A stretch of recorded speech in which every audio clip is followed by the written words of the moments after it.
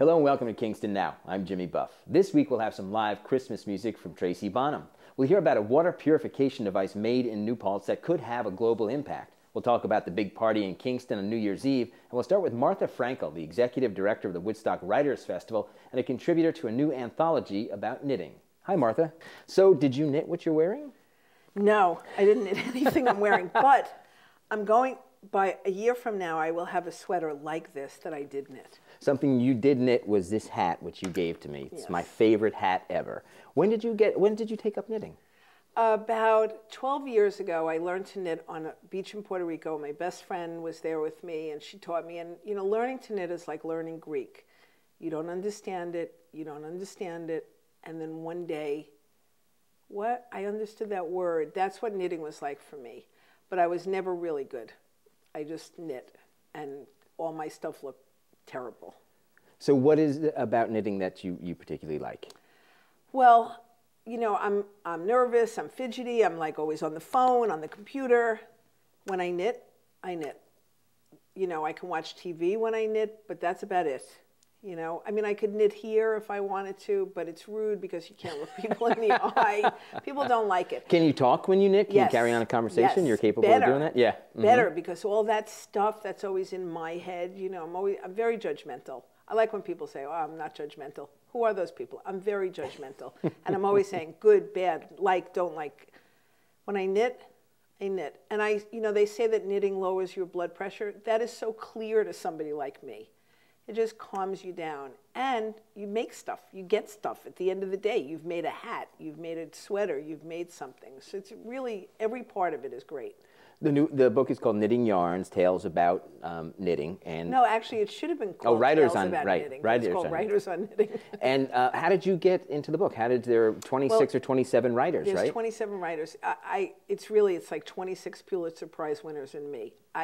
Ann Hood is one of the greatest writers. I adore her. She's a memoirist, a novelist. She came to the Woodstock Writers Festival a couple of years ago, and when she was here, she said, oh, I'm putting together this knitting anthology. Jane Smiley is doing it, Ann Patchett, Barbara Kingsolver, and I just like, you know, there's a part of me that was like, I want in, but you know, I never would have said anything. And then a couple of weeks later, she sent me this email that I could tell was so offhand. She said, somebody dropped out. You have a story you wanted to tell? And I was so scared that she was going to figure out what she did that I wrote the story and sent it in the next day. Because I was like, she's going to figure out. But anyway, she loved it, and it went into the book. And about 10 years ago, or actually in February of 2002, my best friend joined a cult and came to tell me that she was leaving and moving to Texas because the planet was coming our way and it was going to knock the Earth off its axis, and she knew when. And she was going to go back to Texas and see if, you know, if God was talking to her. And she was going to be gone for 3 weeks. And I felt that I should knit these 5 scarves while she was gone, that maybe if I did that, 1 for her, 1 for me, and 3 for her best friends, she wouldn't go. And, you know, magical thinking it's a full-time job. So I knit these scarves, but the first one took me like so long that the rest of them kept getting smaller and smaller because I knew I had to be finished by the time she got home. So that's what my story is about. So 26 Pulitzer Prize winners and you. So either you deserve a Pulitzer Prize or they don't. Yeah, exactly. But the funny thing is the book is a huge bestseller. It's selling like crazy. A very positive review I saw in People magazine. Yeah, great review. And a few of the reviews have singled me out. So that's been it's thrilling. I mean, I'm thrilled to be involved in this book in any way. But the fact that it's a bestseller and people love it, and because it's really, knitting takes you to another place. And writers need that because we're always in our heads. We're always, you know, one of my favorite stories is I went to Omega across the river to take a writing class at one point. I wanted to do something different, and Marge Piercy was teaching a class. And the first night they bring everybody who's there together. And so they said, who's here for the yoga class? And a third of the people all around the room raised their hand. And then they said, who's here for the couples class? And all these couples all around the room. Then they said, who's here for the writing class? The entire back 3 rows went like this. Because we are voyeurs. That's who we are. We always want to know what's going on. We want to get the whole picture. When you knit, it's like this. There is no whole picture. It's this. And all the writers I know who knit, they knit all the time. You know, they stop, they get up from their computer, they go inside, they knit, and they're, you know, that's what they do. So it's really a thrill. I'm like picking off old yarn. Checking your work. Yeah, I know. Get it away. So you've been out doing readings and such. Anyone knit while you're doing your readings? Do you look out? We did a great reading at the Golden Notebook. Anne came down for it, and we asked people to bring their knitting, and it was great. I mean, and afterwards, people would like go over to other people and say, "What are you making? Oh, I love that yarn. Where'd you get it?" Yarn is the most addictive thing. Thank God it's not that expensive, because you know. But like yesterday, I went to the knitting store and I saw this yarn. And I said, "Oh, what could I make with this?" So they said, "Make this, but then you need the other needles and you need the other yarn." I was like, "Yes, yes, yes, yes." And then I got out of there. I said, "Well, there's a huge box of yarn waiting for me at home." But yeah, and okay. And as we know, in terms of things to be obsessed with, you know, knitting is an okay one. It's okay. And it's at the end of the day, you have something to show for it. Yeah. Yeah, it's wonderful. Well, it's a terrific project, as is the Woodstock Writers Festival. Do you have dates for it this year? Yeah, April 3rd to 6th. We're just getting our lineup done, where we have a new website, a new look. It's really great. Very excited about it. Not sure who our keynotes are, but we have lots of the panels booked. We're doing a biography panel, a journalism panel. We always do a memoir panel. So things are starting to shape up. And lots of workshops. You can go on the website is just woodstockwriters.com. Well, thank you for being here, and thank you for my lovely hat. Enjoy. You're watching Kingston Now. Next, it's help for the world's dirty water from a device made in New Paltz.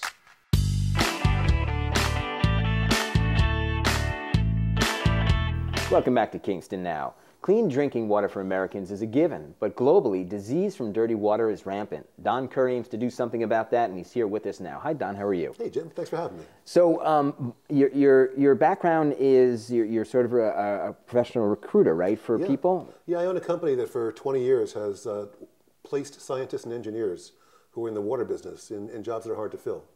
I've come to know the industry that way. So how did you shift from that into making the biosand water filter, and you know how that whole process happened for you? This project picked me, and I actually spent a year trying to give it away to someone else.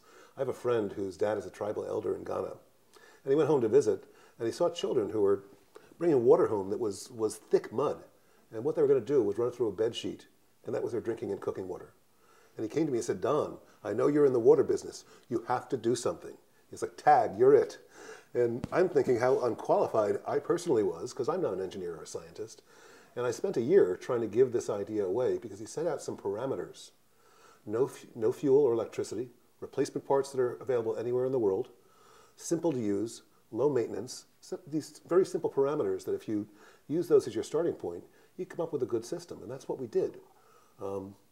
Not being successful giving the idea away, I finally figured, if the horse won't pull, you got to carry the load.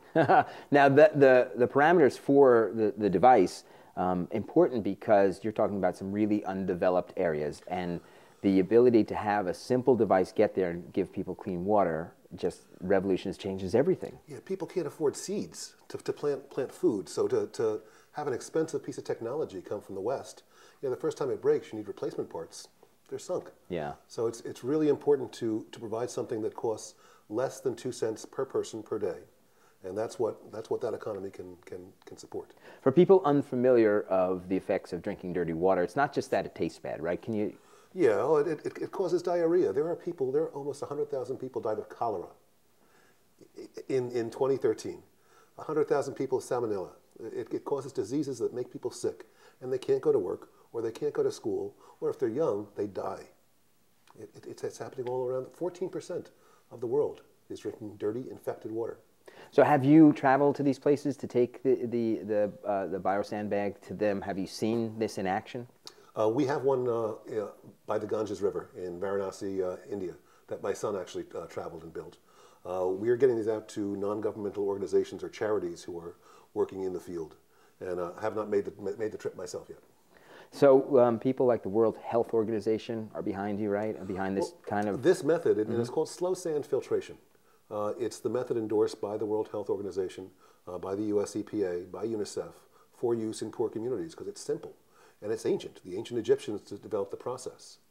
They use the same process in the city of Poughkeepsie for their drinking water plant. What is the process? Tell me about it. It's called slow sand filtration. Essentially, there's a body of sand. The water sits on top of the sand and organically this dirty zone called a Schmudstock, German word for dirty zone. It forms on top of the sand and it traps the bacteria and the viruses and the worms that make people sick. The clean water passes through. The sand takes out any particles, so it's a Brita pitcher too. And between the biology and the particles being taken out, you've got crystal clear potable water coming out. So where is the company now in terms of getting this device out to the places that need it? We're a startup company. You're in New Paltz, right? Yes, we're in New Paltz, New York. And this is going to Africa and to Sri Lanka. Exactly, and the Philippines and India. We're a startup company. We have not actually sold our first unit yet. And that's one of the reasons we're trying to get the word out. We have an Indiegogo campaign out right now to help us raise funds so we can do our initial manufacturing run and get a dozen of these as showcase models out around the world so people can kick the tires, see that they work, and understand exactly how precious this gift is.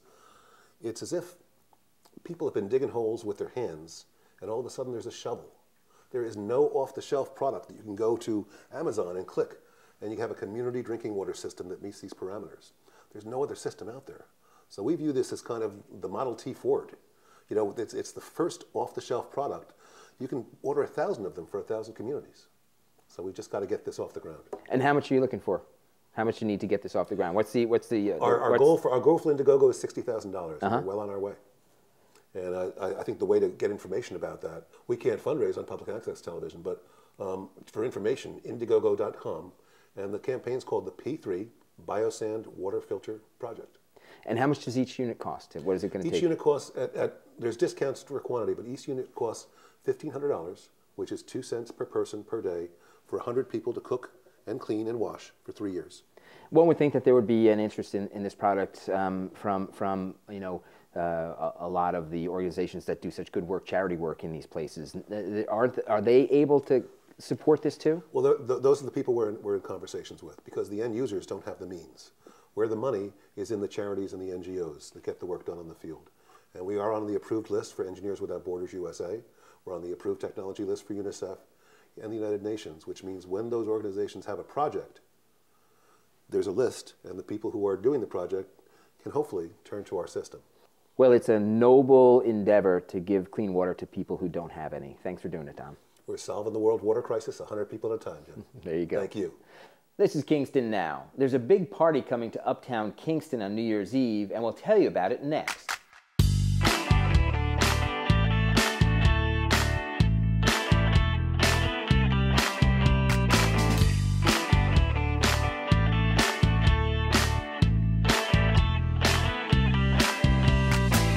Welcome back to Kingston Now. New Year's Eve in Uptown Kingston is turning into something big and special, and here to tell us more about it is Mike Amari of BSP. Hi, Mike. How are you doing? Hey, Jimmy. How's it going? First, congratulations on BSP helping to infuse culture and music and nightlife back into Uptown Kingston. You guys are doing some really good stuff over there. Yeah, it's been going really well. I mean, there's a whole team, and our manager / building owner, Terry, has been a big part of that. But yeah, it's been going really well. It's been a really good year for us. Bringing in great acts, great music acts, having all sorts of events there too, participating in O Positive. Oh yeah, yeah. We've tried to, use that neighborhood-wide community to really bolster everything that everyone is doing. So we all kind of help each other out. Now, last year, New Year's Eve in Uptown Kingston was an extraordinary event. It had a theme of 1912, as 2012 was... Well, it was 1913. I'm sorry, 1913, right, because 2013 was started. But people came dressed in period clothing. The revelers were outside as well as inside. It was just an amazing scene. Yeah, we were hoping that 300 to 500 people would come, and there was over 1,000. So we were really happy, and actually everyone that was participating was at capacity all night, and people couldn't even get in places, which is not what we wanted to happen. But so this year we've brought in the theme a little bit to cabaret, but a lot of the same stuff's going to be happening. The old-fashioned ball drop on Wall Street. There's going to be burlesque and swing bands and vaudeville performers happening all around the neighborhood. Special menu items, prohibition-style cocktails, so on. So who's participating this year? Basically every cafe and restaurant uptown. The main entertainment venues are BSP, Stockade Tavern, and Keegan Ales is actually doing a pop-up beer hall on North Front Street in where the Colonial Health Food Store used to be. So there's going to be performances happening in there, and there's going to be a photo booth in there, and you know, that sort of thing. So it's really, we encourage people to, you know, go around from place to place throughout the night, and then you know, around midnight, sort of congregate out there on Wall Street and celebrate the new year. Terrific. And the events start at what time? Well, I mean, we encourage people to, you know, get dinner uptown and be able to walk to all the events. But basically the entertainment is going to start up around 9 p.m. and go, you know, well into the evening. Into the new year. Yeah. Oh, great. Well, we're looking forward to it, Mike. Yeah. Thanks. Thanks for having me. You're watching Kingston Now. Next we have Tracy Bonham to sing us a Christmas song.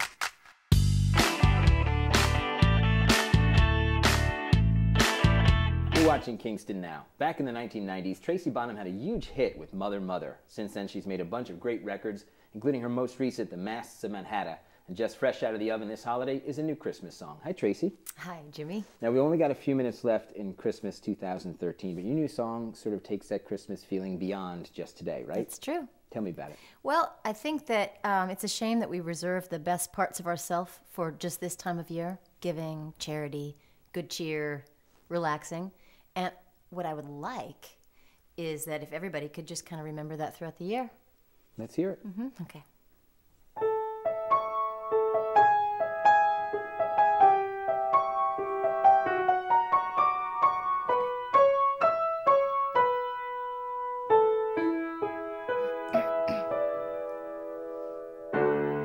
Slow down, my friend. The holidays can make you crazy.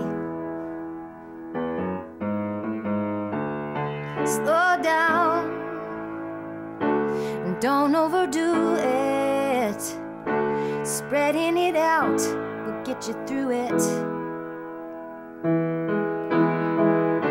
It's not just one day, it's a lifetime of love headed your way. And my wish for you is very simple.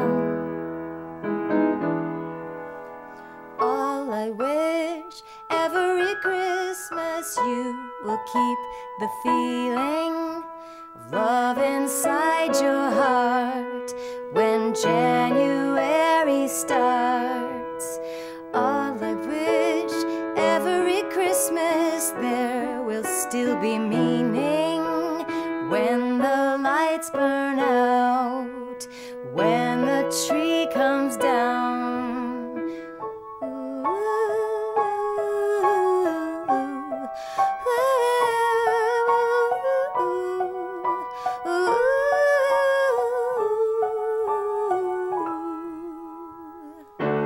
I don't need no presents beneath the tree if it means that you forgot the meaning. Your giving is good, your giving is great, but not if the giving goes away. All I wish every Christmas you will keep the feeling of love inside your heart when January starts. All I wish every Christmas there will still be meaning when the lights burn out, when the tree comes down.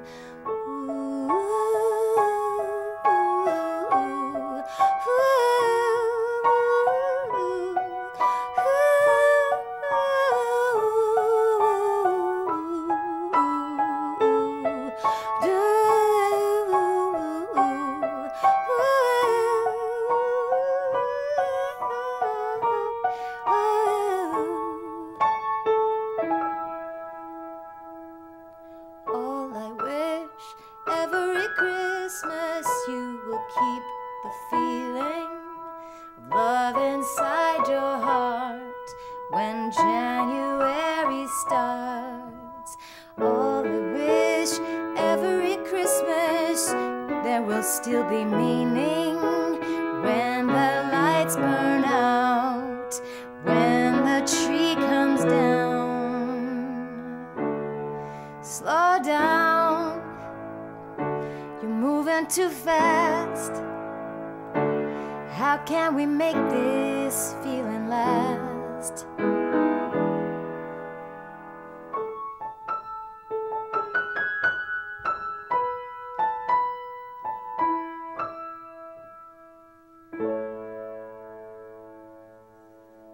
Just a perfect way to end Christmas Day. Thank you, Tracy. Thank you. Merry Christmas.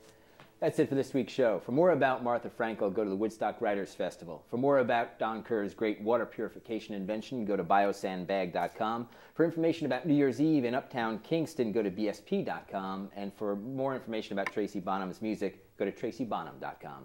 Remember, all of our shows are available on our YouTube channel, and you can find that link on our Facebook page. For Kingston Now, I'm Jimmy Buff. We'll see you next time.